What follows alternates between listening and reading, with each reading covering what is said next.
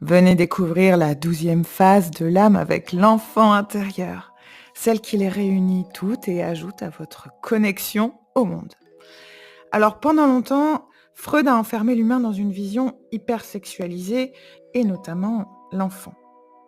Il a laissé son besoin de reconnaissance voler les idées des autres et couvert l'indéfendable pour que sa pensée soit considérée comme la seule juste, ce qu'on appelle un dogme.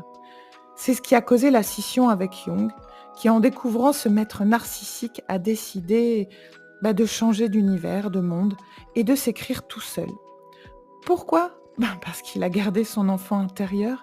Il avait, pendant toute son enfance, observé et gardé des pensées qui lui permettaient de comprendre comment il s'écrivait et d'approcher une vision du monde unique, qui lui a permis de grandir aussi intensément, mais aussi d'être capable de remettre en question ses propres vérités aussi souvent qu'il en avait besoin pour avancer.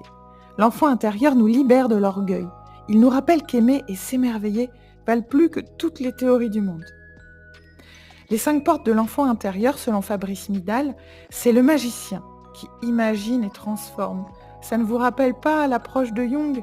On parlait aussi du guerrier qui ose malgré la peur affronter les difficultés. Le sage qui apprend à chaque épreuve. La vierge qui aime sans condition. Et le fou sacré qui rit de lui-même, de la vie, libérant son âme des jugements. Ces 5 portes sont en nous tous, comme les 5 doigts de la main qui façonnent la vie. N'abandonnez pas et la chance vous trouvera. Petite référence à l'histoire sans fin, bien sûr, et un petit clin d'œil à Dumb and Dumber, où quand on lui donne une chance sur 1 million, eh bien il comprend qu'il a toujours une chance. L'optimisme, c'est aussi la naïveté, la pureté de l'enfant. Aimer, c'est protéger. L'enfant intérieur est à la fois puissant et fragile, magicien, naïf, guerrier, vulnérable. N'oubliez pas de marcher comme un adulte avec un cœur d'enfant et de protéger autour de vous. L'avenir de l'humanité est entre leurs mains.